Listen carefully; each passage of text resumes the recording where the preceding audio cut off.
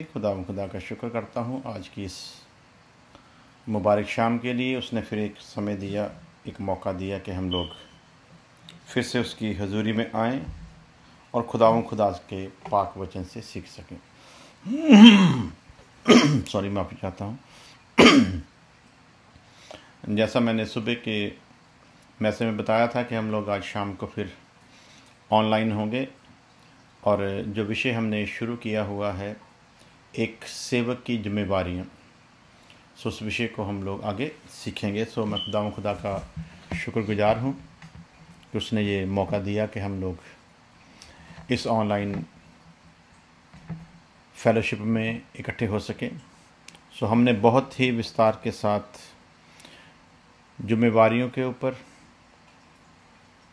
और सेवक कैसा होना चाहिए उसके ऊपर सीखा था। हमने सीखा था मत्ती की अंजील उसका 23 अध्याय के ऊपर, जैसा लिखा है 8 वर्ष से, परंतु तुम रब्बी ना कहलाना क्योंकि तुम्हारा एक ही गुरु है और तुम सब भाई हो।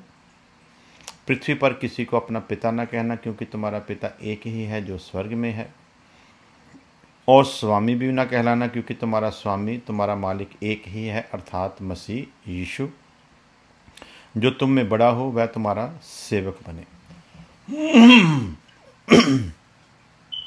इन चारों बातों पर हम लोगों ने बड़े ही विस्तार के साथ, बड़ी ही तसल्ली के साथ विचार किया था। और जिन्होंने नहीं सुना वो कृपया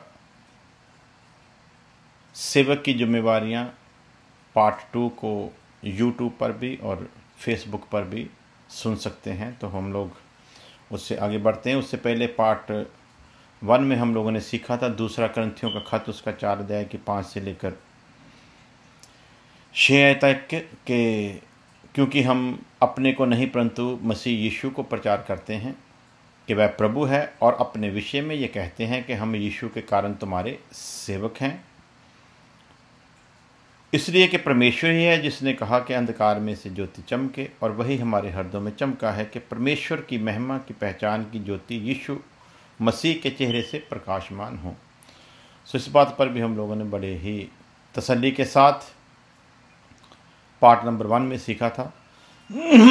और आज हम लोग सॉरी, माफ़ी चाहता हूँ, आज हम लोग तीसरे पार्ट को सीखेंगे कि खुदा और सेवकों के विषय में हमको क्या सिखाता है, वचन में सेवक की क्या क्या जिम्मेवारियां हैं। हालेलुया। आइए देखते हैं दूसरा करंथियों का खत 11 अध्याय उसकी 22 से लेकर 31 आयत तक मैं पढ़ूंगा।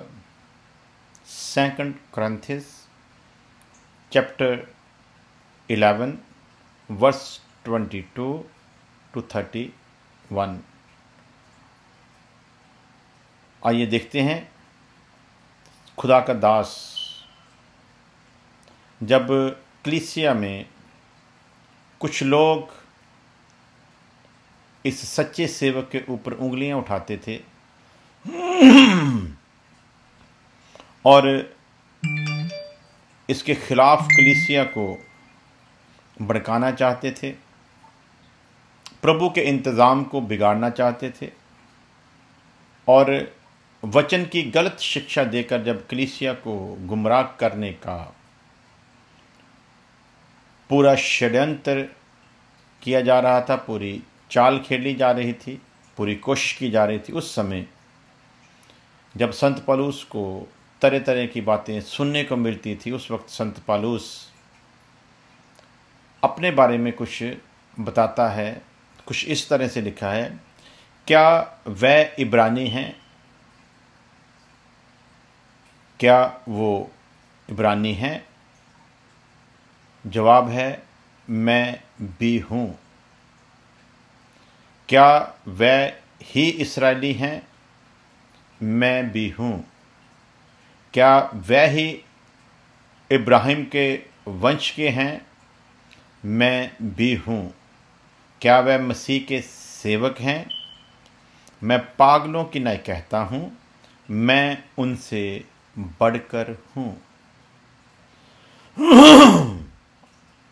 और अब संत पौलुस जो ये शब्द कह रहा है कि मैं उनसे बढ़कर हूं, आज भी हर शख्स कलीसिया को यही बताने की कोशिश कर रहा है कि मैं दूसरों से बढ़कर हूं। लेकिन आज सिर्फ शब्द मिलते हैं, लेकिन एक सेवक की जो जिम्मेवारियां हैं, एक सेवक के चरित्र के बारे में जो वचन बताता है, वो बातें देखने को नहीं मिलती। तो देखते हैं संत पालूस भी आज के इन्हीं सेवकों की तरह सिर्फ बोलने वाला है, जाके सचमुच वो एक सच्चे सेवक की जिम्मेवारी को निभा रहा है। और यहाँ पर उसने क्लियर किया कि मैं पागलों की नाई ये बात बोलता हूँ सिर्फ तुम लोगों को समझाने के लिए। इसमें भी वो पहले क्लियर करता है कि मुझको मूर्ख ना समझा जाए। यदि दूसरी बात लोग बातें करते हैं और मेरे खिलाफत में कुछ ऐसी बातें आपके सामने लेकर आते हैं, तो मैं भी बताना चाहूँगा कि मैं क्या क्या हूँ, लेकिन मैं इन बातों का घमंड नहीं करता और इन बातों के सहारे मैं सेवकाई भी करना नहीं चाहता। माफ़ी चाहता हूँ, गला ज़्यादा खराब है। मैं पागल की नहीं कहता हूँ, मैं उनसे बढ़कर हूँ। किस चीज़ में खुदा का दास बढ़कर है? आज जब बढ़कर की बात की जाती है तो ज़्यादा लोग कह देते हैं, लो जी खुदा ने तो मुझको बड़ी आशीष और बरकत दी है, मुझको दूसरों से बहुत उसने ज़्यादा आशीषों से निवाजा है, मेरे पास सब कुछ है, जीवन की सारी सुविधाएं हैं। ऐसे कुछ लोग अपने आप को बढ़कर बताने की कोशिश करते हैं, और यदि किसी के पास नहीं है तो उन पर फिर उंगलियां उठाते हैं कि वो खुदा में सही नहीं है, इसलिए उसके पास कुछ भी नहीं है। देखो मुझको खुदा कहाँ तक लेकर आया। लेकिन संत पालूस इस तरह से बात नहीं करता। क्या कहता? मैं उनसे बढ़कर हूँ। किस बात में? अधिक परिश्रम करने में। किस बात में मैं उनसे बढ़कर हूँ? अधिक मेहनत करने में। और जब वो कहता है कि अधिक मेहनत करने में, तो संत पालूस की मेहनत नजर आती है। संत पालूस कोई भी बात हवा में नहीं कहता। इसे वो कहता मैं मुक्का तो मारता हूं परंतु हवा में नहीं। तो संत पालूस की कोई भी बात हवा में नहीं, बल्कि वो वही कहता है जिसे वो करने योग्य है, क्योंकि वो अपनी जिम्मेवारी को अच्छी तरह से समझता है। सो मैं उनसे बढ़कर हूँ अधिक मेहनत में, मैं उनसे बढ़कर हूँ बार बार कैद होने में, मैं उनसे बढ़कर हूँ। यदि आज भी कोई किसी दूसरे से बढ़कर है इन बातों में, तो वो ठीक है, खुदा उसको बहुत आशीष दे। यदि वो दूसरों से बढ़कर मेहनत संत पालूस की तरह करता है, अपनी जिम्मेवारी को समझता है और मेहनत सच्चे दिल से, सच्ची लगन से और सच्चाई के लिए करता है, तो उस सेवक के लिए खुदा का धन्यवाद देते हैं। और एक सेवक को अपनी जिम्मेवारी समझते हुए ऐसी ही बातों में बढ़ना चाहिए। यदि वो अधिक मेहनत कर रहा है, खुदा उसको बहुत आशीष दे, लेकिन वो सच्ची मेहनत होनी चाहिए। आगे कहता है बार बार कैद होने में। खूबियां जो बताई जा रही वो देखिए आप। संत पालूस क्या बताता है? बार बार कैद होने में। मसीह की सच्चाई को बयान करने के कारण कई बार उसे जेल खानों में जाना पड़ा, कई बार कैदियों का जीवन बिताना पड़ा। बावजूद इसके उसने अपनी सेवकाई के किसी भी काम में कोई भी गिरावट नहीं आने दी और अपने चरित्र पर कोई भी दाग लगने नहीं दिया। अपने आप को इस दुनिया में शारीरिक अभिलाषाओं से बचाते हुए वो अपनी दौड़ मसीह यीशु को निशाना बनाकर बखूबी दौड़ रहा है। सो बार बार कैद होने में, कोड़े खाने में, बार बार मौत के जोखिमों में। कई बार उसके जीवन में ऐसे समय आए कि ऐसा प्रतीत हुआ, ऐसा महसूस हुआ कि मौत सामने है, लेकिन मौत की परवाह किए बिना भी वो अपने निशाने की ओर बढ़ता गया, बार बार, एक बार नहीं कई बार। फिर आगे कहता है, 5 बार मैंने यहूदियों के हाथों से 39 कोड़े खाए, 5 बार। 3 बार मैंने बैंतें खाई, 1 बार पथराव किया गया, 3 बार जहाज जिन पर मैं चढ़ा था टूट गया, 1 रात दिन मैंने समुद्र में काटा। 1 रात और दिन मैंने समुद्र में काटा। मैं बार बार यात्राओं में, नदियों के जोखिमों में, डाकुओं के जोखिमों में, अपने जाति वालों से जोखिमों में, अन्य जातियों से जोखिमों में, नगरों में के जोखिमों में, जंगल के जोखिमों में, समुद्र के जोखिमों में, झूठे भाइयों के बीच जोखिमों में। संत पौलुस के चौगिरदे जो माहौल है ना, ऐसे माहौल में इंसान टूट जाता है। लेकिन ये वो बंदा है जितना माहौल इसके खिलाफ हो रहा है उतना ही ये बलशाली हो रहा है। जितना माहौल इसके खिलाफ हो रहा है उतना ही ये सामर्थ्य हो रहा, जितना माहौल इसके खिलाफ हो रहा है उतना ही ये मसे में बढ़ता जा रहा है, उतना ही आनंदित हो रहा है, उतना ही अपने आप को भाग्यशाली समझ रहा है। क्यों? कि खुदा ने मुझको इस लायक समझा कि मैं उसके दुखों में सहभागी हो सकूं, उसके दुखों में सहभागी, उसके दुखों में साझी हो सकूं। इस बात की उसे खुशी है और इस बात के लिए वो खुदा का धन्यवाद देता है कि मुझ पर ये समय आया। लेकिन आज उल्टा है।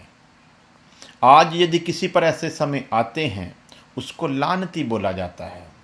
आज यदि किसी के चौगिरदे ऐसा माहौल है उसे शापित बोला जाता है।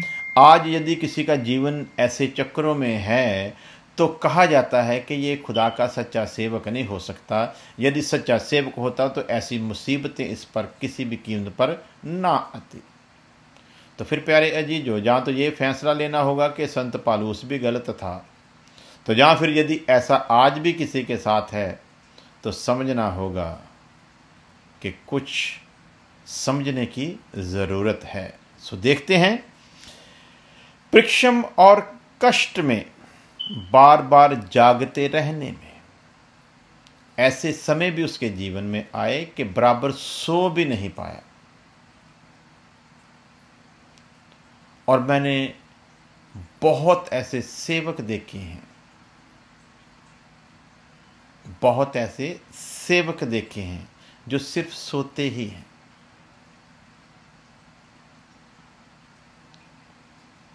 और मैंने ऐसे कुछ सेवक भी देखे हैं कि जिस वक्त ये सेवक सो रहे होते थे उस वक्त वो अपनी कई किलोमीटर का सफ़र तय कर चुके होते थे।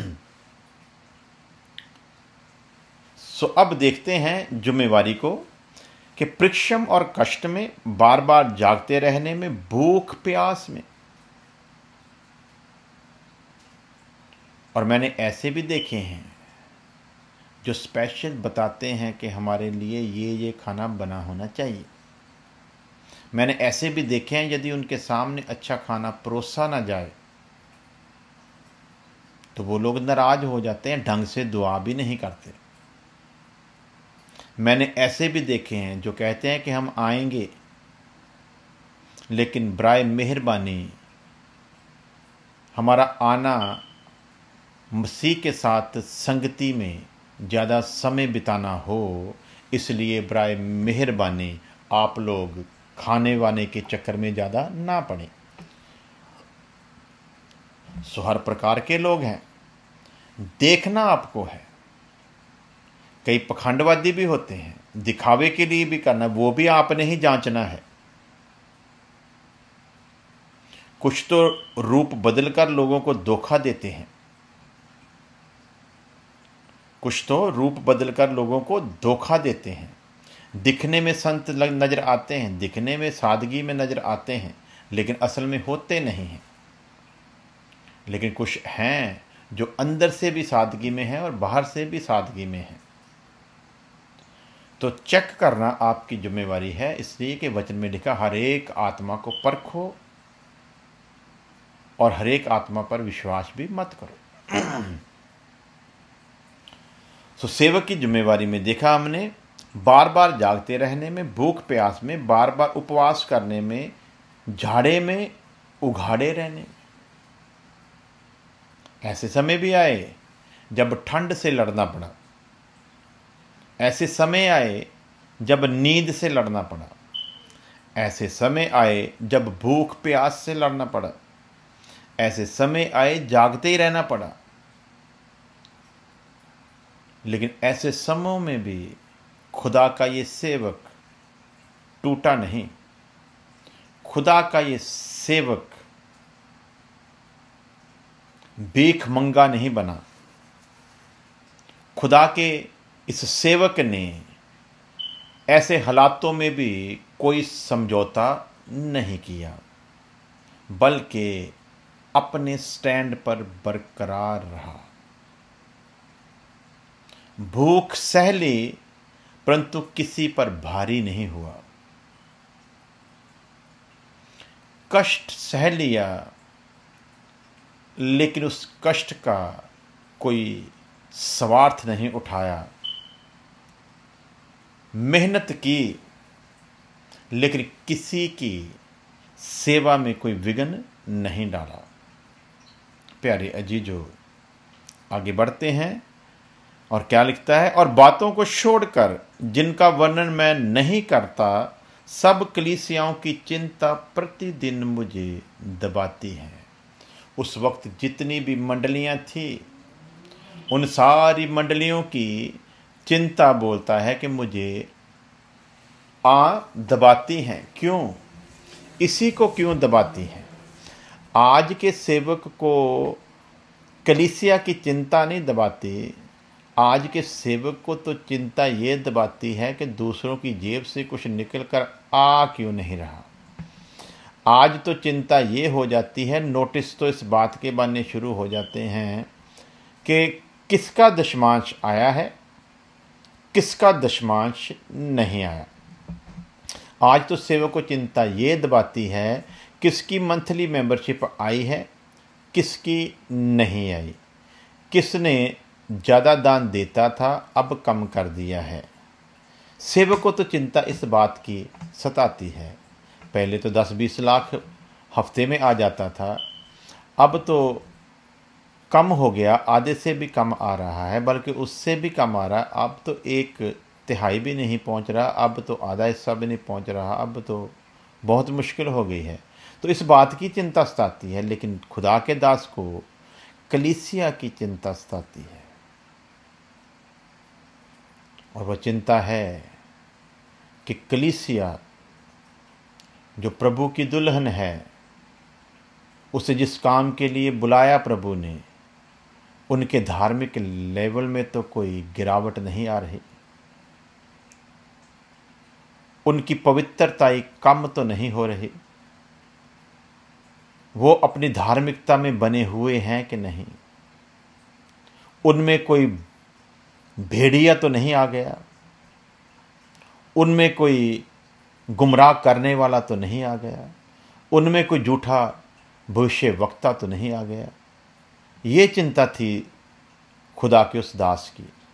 लेकिन आज उल्टी चिंता होती है। आज की चिंता का विषय ही उल्टा है। और क्या लिखा है, किसकी निर्बलता से मैं निर्बल नहीं होता। यदि कोई कमज़ोर है तो बोलता है कि मैं भी उस कमज़ोर भाई के साथ अपने आप को यानी कि उसकी कमज़ोरी को मैं अपनी कमज़ोरी समझता हूँ। यदि कोई गरीब है तो उसकी गरीबी को मैं अपनी गरीबी की तरह लेता हूँ, यानी कि उसका हर दुख सुख जो है जो उस पर बीत रही है वो मुझे अपने ऊपर बीतती हुई लगती है। ये है एक सेवक की जिम्मेवारी। लेकिन आज सेवक को इस चीज़ से कोई लेना देना नहीं कि कलीसिया के घर में खाना भी है कि नहीं, कलीसिया का गुजारा चल भी रहा है कि नहीं। आज के सेवक को तो ये लेना देना है कि कलीसिया मुझको क्या दे रही है, कलीसिया ने मेरे लिए क्या अलग रखा है। प्यारे अजीजों, बात को समझना है, जिम्मेवारी बड़ी सख्त है, जिम्मेवारी बहुत सख्त है। अलीशा के समय की सेवकाई और आज की सेवकाई में फ़र्क है।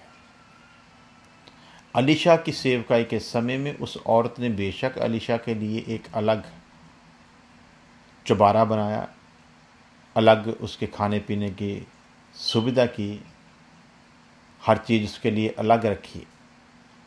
वो उसकी भावना थी, क्योंकि उस समय और इस समय में बड़ा फर्क है। उस समय के जो सेवक थे उनकी ऐसी सेवा की जा सकती थी क्योंकि आत्मा और सच्चाई की आराधना शुरू नहीं हुई थी। लेकिन अब जो आत्मा और सच्चाई की आराधना शुरू हुई है, इसमें सेवक की सारी परिभाषा ही बदल डाली प्रभु यीशु मसीह ने अपना नमूना देकर। अब प्रभु यीशु मसीह अलीशा की तरह आकर सेवा करवाता नहीं है, बल्कि खुद सेवा करके एक नमूना देता है कि जिसने भी सेवकाई करनी है वो इस नमूने पर करे। एक औरत ने यीशु मसीह पर अतर फेंका। उस वक्त प्रभु यीशु मसीह ने जो शब्द कहे थे वो इसलिए कहने पड़े क्योंकि वो लिखत का एक हिस्सा था। इसके अलावा प्रभु यीशु मसीह ने जो भी शिक्षा दी है वो ये दी है कि मनुष्य का पुत्र टहल करवाने नहीं, सेवा करवाने नहीं, बल्कि सेवा करने के लिए आया है। हम भी जब खुदा का सही प्रकाशन नहीं था तो हम भी अलीशा की वो उदाहरण अक्सर देते थे और अपने सेवक जो हमारे ऊपर थे, जिनके हम लोग अधीन थे और सीखते थे, हम भी उनको वैसी ही इज्जत और वैसा ही सब कुछ करने की भावना रखते थे। इसलिए लोगों को आगे फिर बताते भी थे कि सेवक का कैसा आदर होना चाहिए, कैसी रिस्पेक्ट होनी चाहिए। लेकिन अब माहौल बदल गया है। उस वक्त वचन का इतना ज्ञान ना होने के कारण इन चीज़ों की उस हद तक समझ नहीं थी। यहाँ पर मैं किसी सेवक के आदर को नहीं रोक रहा, क्योंकि वचन में लिखा है कि सेवक दुगनी आदर के योग समझे जाएं। सेवक के आदर में कमी नहीं होनी चाहिए, लेकिन सेवक की प्रस्तिश नहीं होनी चाहिए। आदर खूब करो, जितना हो सके उतना करो, लेकिन ध्यान रखो सेवक की प्रस्तिश नहीं करना। आपका आदर प्रस्तिश ना बन जाए, क्योंकि प्रस्तिश के लायक सिर्फ एक ही है, और जो लायक है वो कहता कि मैं सेवा करने आया हूं, करवाने नहीं। अब कलीसिया का फर्ज है कि सेवक को आदर दें, लेकिन सेवक के मन की ये भावना नहीं होनी चाहिए कि लोग मेरा आदर करें। यदि सेवक ये चाहता है कि लोग उसका आदर करें, तो फिर वो सेवक कहलाने के योग्य नहीं। सेवक अपनी जिम्मेवारी को पूरा करे और उसकी सेवकाई को देखकर लोग उसे आदर दें, उसे कहते हैं आदर। और ऐसे सेवक सचमुच दुगने आदर के योग्य हैं। प्यारे अजीजों, हम फिर कहते हैं, समय समय के लिहाज से वचन के अनुसार खुदावंद ने बहुत चीज़ों में इजाफा किया है। काटा नहीं किसी चीज़ को, बल्कि और निखार कर हमारे सामने रखा है। तो उसी में एक बात हमारे सामने आती कि प्रभु यीशु मसीह ने कहा कि मैं सेवा करने आया हूँ, करवाने नहीं आया। और यदि मैं खुदा होकर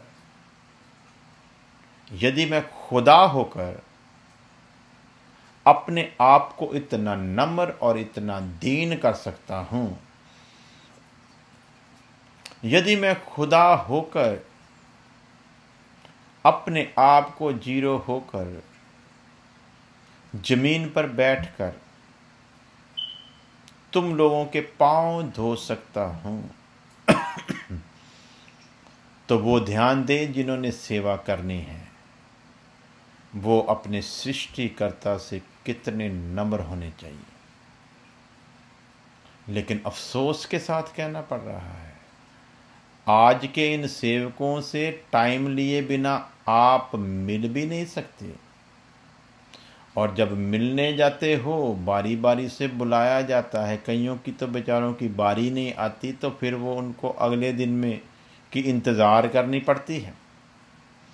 फिर वारियां भी इस लिहाज से हैं कि कौन कितनी पेमेंट कर रहा है, कौन कितनी पेमेंट कर रहा है। वारियां इसलिए ऐसे हैं कि किसको सेवक ने कितना टाइम देना, उसी के हिसाब से पेमेंट है।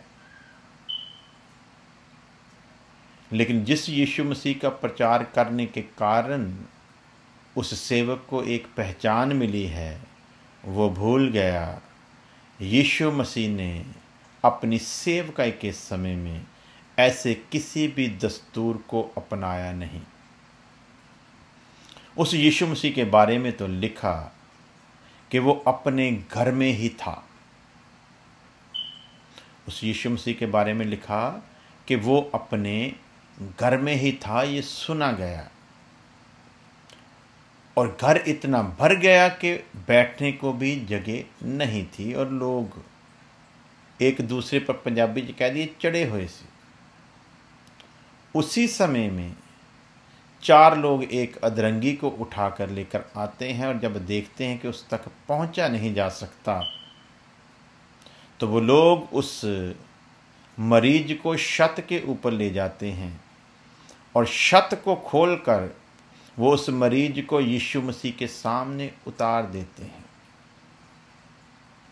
यीशु मसीह गिला नहीं करता कि तुम लोगों ने मेरे घर की छत को क्यों उखाड़ दिया। यीशु मसीह डांटता नहीं, तुम लोगों की जुर्रत कैसे हुई, मैं नीचे बैठा था और तुम लोग मेरे ऊपर कैसे आ गए, तुम लोगों की जुर्रत कैसे हुई मेरे सिर पर आकर बैठने की। उन्होंने यीशु मसीह के सामने उसे उतार दिया, छत को खोल दिया। इसके उलट हम लोग देखते हैं, उनके इस विश्वास को देखकर मैं पढ़ना चाहूँगा उस वचन को, ताकि हम लोग समझ सकें। मरकुस की अंजील उसका 2 अध्याय उसकी 1 आयत से मैं पढ़कर आपके सामने वचन को रखना चाहूँगा। कई दिन के बाद वह फिर कफरनहूम में आया और सुना गया कि वह घर में ही है। फिर इतने लोग इकट्ठे हुए कि द्वार के पास भी जगह नहीं मिली और वह उन्हें वचन सुना रहा था।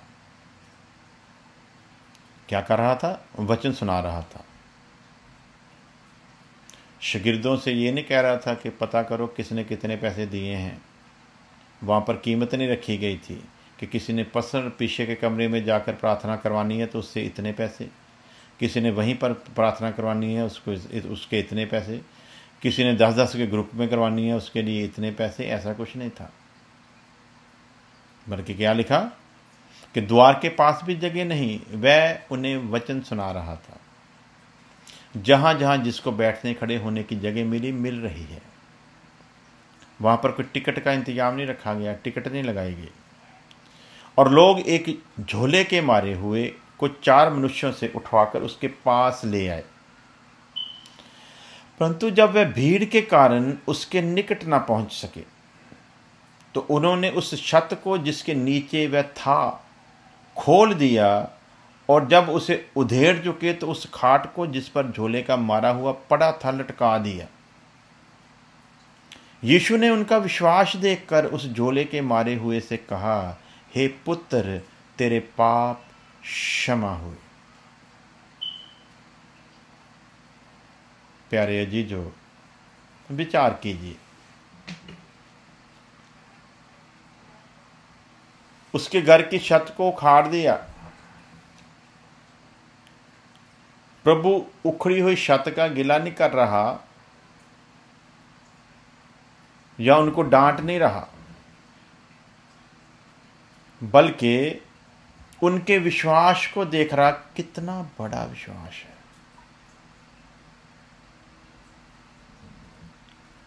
और उस सदरंगी से कहा, हे पुत्र, तेरे पाप माफ हुए। उससे पहले एक शब्द कहा है, हे पुत्र, हौसला रख। दूसरी अंजील में पढ़ेंगे तो देखेंगे कि हे पुत्र, हौसला रख, तेरे पाप क्षमा हुए। सो जिस यीशु मसीह को आज का सेवक प्रचार कर रहा है, वो यीशु मसीह ने कोई टिकट नहीं लगाई लोगों से मिलने के लिए। भीड़ों की भीड़ें थी उसके पीछे, किसी से पर्सनल नहीं मिलता था, किसी के साथ पर्सनल बात नहीं करता था, किसी को पर्सनल बुलाता नहीं था। यदि कहीं पर्सनल बात आई तो खुद गया, सामरी औरत के पास खुद गया, जैरूस की बेटी को जिंदा करने के लिए खुद गया। सो प्यारे अजीजों, खुदावंद खुदा का सेवक यदि आज लोगों से मिलने के लिए उनकी कैटेगरीज बना दे, तो मैं समझता हूं आपको उस सेवक को उसी समय छोड़ देना चाहिए और ये बात पल्ले बांध लेनी चाहिए कि ये बंदा सेवक कहलाने के योग्य नहीं, क्योंकि जिस की ये सेवा कर रहा है उसके नमूने को आप लोग देखें। तो फिर वहीं पर आते हैं,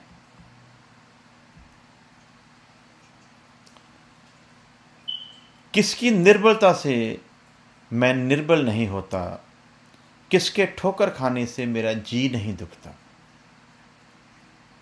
ये तो वो खुदा का सेवक है, यदि कोई ठोकर खा जाए तो इसका दिल दुखता है, कोई मसीह में पीछे हट कैसे गया। और क्यों दुखता है?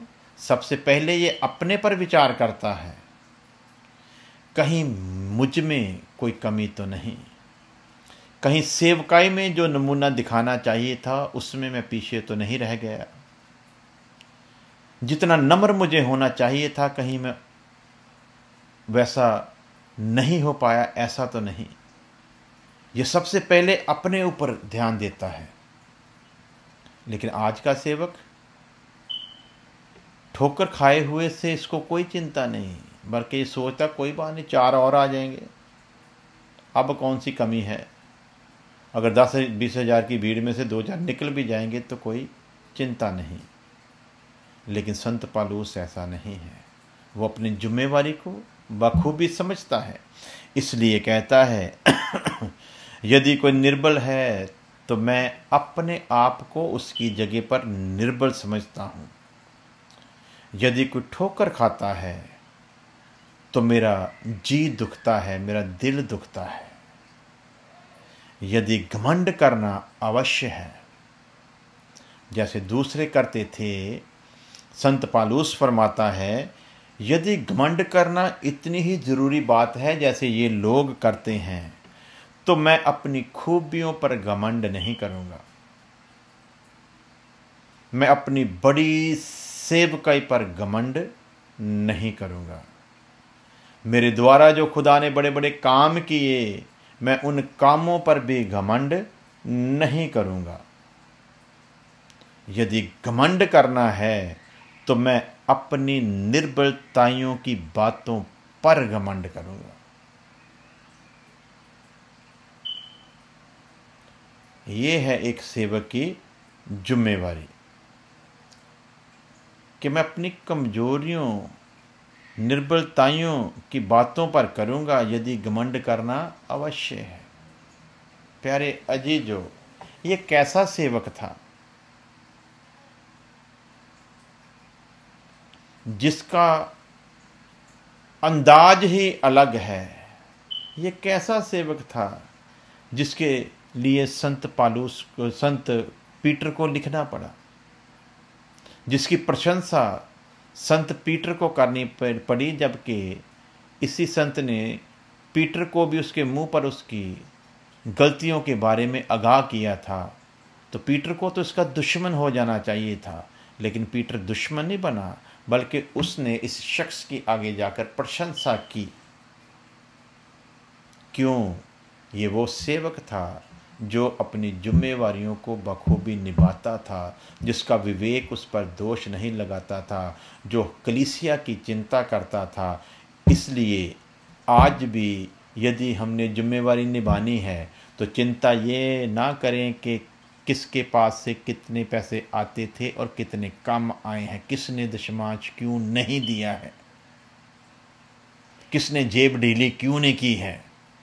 इस बात पर ना दें, बल्कि इस बात पर दें कि इसका मसीही जीवन, इसका स्वर्गीय जीवन तो बहुत बढ़िया चल रहा था, ये निजात के काम को अपने जीवन में कर रहा था, उसमें गिरावट क्यों आ गई? क्या उसमें यही पीछे हट गया जब मेरी किसी गलती के कारण, जब मैं कुछ ऐसा नहीं कर पाया जैसा ये चाहता था, मैं अपना नमूना नहीं सही दे पाया जैसा ये चाहता था? विचार करना है, क्योंकि यही संत पौलुस रोमियो में लिखता है, मेरी एक ही तमन्ना है कि तुम लोग किसी भी तरह कुछ भी करके मुक्ति को प्राप्त हो, किसी भी तरह मुक्ति को पाओ। आज हर एक सेवक जो अपनी जिम्मेवारी को निभाना चाहता है, उसे ये बात पल्ले बांधने की ज़रूरत है कि उसकी एक ही तमन्ना होनी चाहिए, जो खुदा ने दिए हैं उसको, चाहे किसी भी तरीके से उनमें से कोई रूह नाश ना हो जाए, उसके लिए उसे यत्न करना है, दिन रात एक करना है, कोशिश में कमी नहीं छोड़नी, अपनी जिम्मेवारी को बखूबी निभाना है, बाकी काम खुदा का है। खुदा आप सबको बहुत आशीष दे। दुआ में बने रहें, इस विषय को और आगे सीखेंगे, खुदा ने चाहा तो कल रात को, लेकिन उसके बीच में जो सुबह का न्यूयॉर्क के टाइम के मुताबिक हम लोग 11 बजे सीखते हैं, जो आज हमने विषय शुरू किया था, नई सृष्टि क्या है, न्यू क्रिएशन क्या है। आज उसका पहला पाठ हम लोगों ने सुबह 11 बजे न्यूयॉर्क के टाइम के मुताबिक आज उसे सीखा था, और आने वाली सुबह, आज यहाँ पर न्यूयॉर्क में रात है, तो न्यूयॉर्क में उस समय 27 तारीख, यानी आज 26 है, कल 27 है, 27 तारीख की सुबह 11 बजे होंगे, और इंडिया में 27 तारीख रात के 9:30 बजे होंगे। तो कभी कभी 10-15 मिनट आगे पीछे हो जाता है, लेकिन ध्यान रखें कि अगर 11 नहीं तो 11:15 बजे तक हम लोग 100% ऑनलाइन होंगे। सो आप लोग प्रार्थना में बने रहें कि प्रभु कल हमको उस विषय में और ज़्यादा बारीकी से समझाए, ताकि वक्त नज़दीक है, हम प्रभु के वचन को ग्रहण करते हुए, उसके मकसद को पूरा करते हुए, उसके राज्य में प्रवेश करने के लिए पूरी तरह अपने आप को तैयार कर सकें। खुदा आप सबको बहुत बहुत आशीष दे। सबको मेरी ओर से जय मसीह की। आइए छोटी प्रार्थना के साथ समाप्त करते हैं। प्यारे खुदा तेरा धन्यवाद देते हैं आज इस दूसरी फेलोशिप के लिए। खुदावंद, तूने फजल किया कि हम लोग तेरी हजूरी में आएँ और तेरे वचन में से सीख सके खुदावंद। जो वचन सुनाया गया है, जितनों ने सुना उन पर तेरा रहम चाहते हैं, जो बाद में भी सुने उन पर भी तेरी बड़ी कृपा को मांग लेते हैं खुदावंद। और तेरे वचन के अनुसार खुदावंद हर सेवक अपनी जिम्मेवारी को समझे, कलीसिया का हर शख्स अपनी जिम्मेवारी को समझे और अपने आप को एक नमूना करके पेश करें खुदावंद, ताकि उनकी ज़िंदगियों को देखकर लोग मसीह यीशु पर ईमान लाएं और नजात को पा सकें। हमारी प्रार्थना को सुन ले मसीह यीशु के नाम में, आमीन। अब हमारे खुदा यीशु मसीह का फजल, खुदा बाप की मोहब्बत, पाकरों की संगत आपसे लेकर हमेशा तक उसके तमाम लोगों के साथ बनी रहे, आमीन। खुदा आप सबके साथ हो, आप सबको बरकत दे। कल फिर मिलते हैं न्यूयॉर्क के टाइम 11 बजे सुबह, और उस समय इंडिया में रात का टाइम होगा 9:30 बजे। सबको जय मसीह की।